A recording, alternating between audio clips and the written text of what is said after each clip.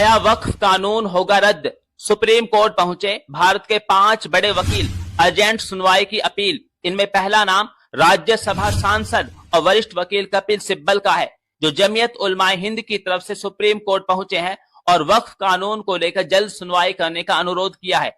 दूसरा नाम वरिष्ठ वकील और कांग्रेस के राज्यसभा सांसद अभिषेक मनु सिंघवी का है, जिन्होंने जस्टिस संजीव खन्ना के सामने सभी याचिकाओं की तत्काल लिस्टिंग की मौखिक रूप से मांग की। तीसरा नाम सुप्रीम कोर्ट के वरिष्ठ वकील निजाम पाशा का है, जो वक्फ कानून के खिलाफ कदम उठाने वाले सीनियर वकीलों में से एक हैं। चौथा नाम सुप्रीम कोर्ट के वकील अनस तनवीर का है, जिन्होंने बैरिस्टर असदुद्दीन ओवैसी की तरफ से सुप्रीम कोर्ट में वक्फ कानून के खिलाफ याचिका दायर की है। पांचवा नाम सुप्रीम कोर्ट के वरिष्ठ वकील महमूद पिराचा का है, जो नए वक्फ कानून के खिलाफ पूरी ताकत के साथ लड़ाई लड़ रहे हैं। कैसे हो दोस्तों, मैं मोहम्मद नईम शेख बताना चाहता हूँ कि इस वक्त पूरे हिंदुस्तान में एक ही शोरगुल है, वक्फ अमेंडमेंट बिल 2024। जैसा कि हम जानते हैं कि वक्फ बोर्ड के पास हिंदुस्तान में बहुत ही बड़ा लैंड बैंकिंग है। ये देश का बच्चा बच्चा जानता है कि इंडियन रेलवे और इंडियन आर्मी के बाद अगर किसके पास नंबर 3 पे प्रॉपर्टीज है तो वो है मुस्लिम वक्फ बोर्ड।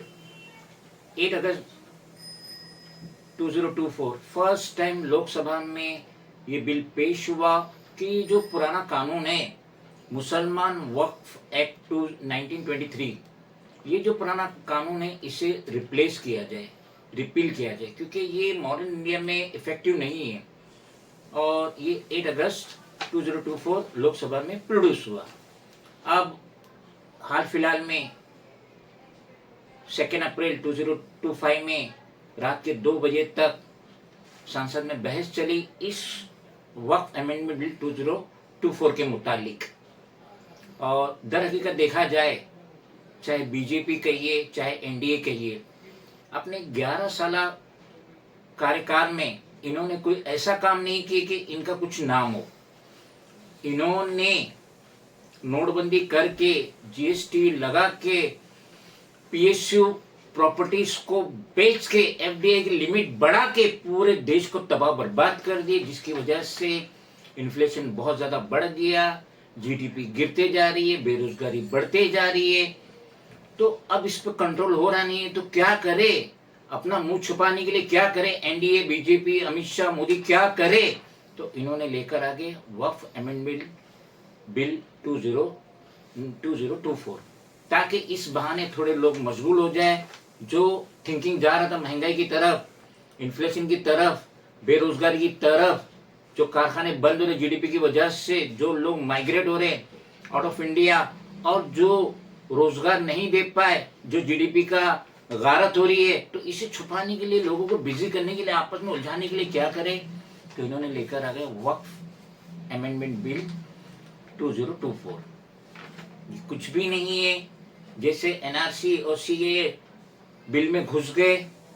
जब इनको मेजॉरिटी नहीं मिली, 300-400 की उम्मीद थी, लोकसभा में 240 पे सिमट गए बीजेपी, तो अब इनको मुंह दिखाने के लिए भी नहीं है। तो ये अभी अपनी नाकामियों को छुपाने के लिए ये बिल लेकर आए, और मुझे पूरी उम्मीद है कि ये बिल इम्प्लीमेंट होने वाला ही नहीं, क्योंकि हमारे देश में आज भी संजीव खन्ना जैसे चीफ जस्टिस ऑफ इंडिया है, सुप्रीम कोर्ट के चीफ जस्टिस है, और हमें आज भी उनसे बहुत ज्यादा उम्मीद है। हमें अपने मालिक पे बहुत ज्यादा उम्मीद है, क्योंकि गवर्नमेंट जो कर रही है ये मुसलमानों की फलाह बहबूद के लिए नहीं कर रही है।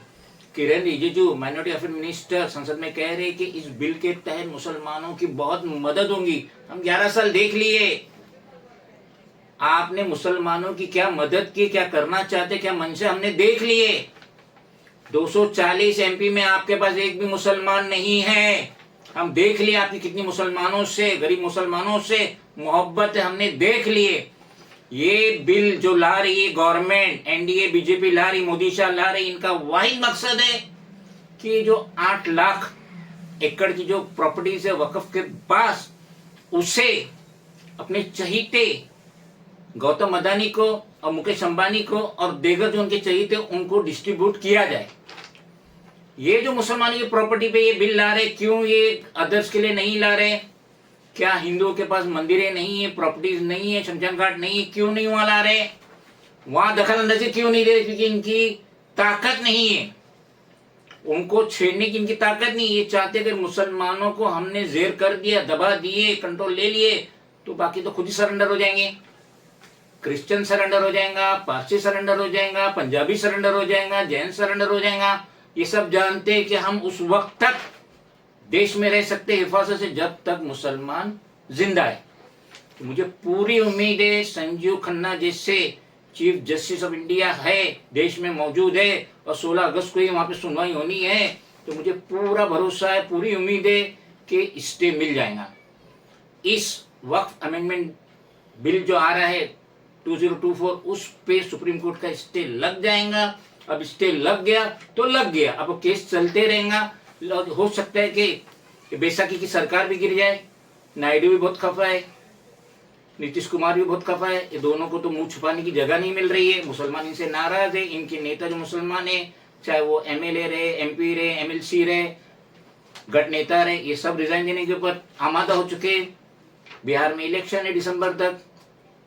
इस साल नीतीश कुमार को अच्छी तरीके से मालूम है, शायद वो भी नहीं जीत पाए जिस तरीके से अरविंद केजरीवाल हार गए दिल्ली में। तो इन्हें सब पता है, नायडू को सब पता है। भले ही आदमी 3 साल बाद आंध्र में भी इलेक्शन हो तो उसका भी मुंह काला होने वाला नायडू को अच्छी तरीके से मालूम है। और मुमकिन है कि जो बैसाखी की सरकार है, बीजेपी एनडीए की सरकार सेंटर में, वो भी गिर जाए। तो मुसलमानों बेउम्मीद मत हो, ना उम्मीदी कुफ्र है।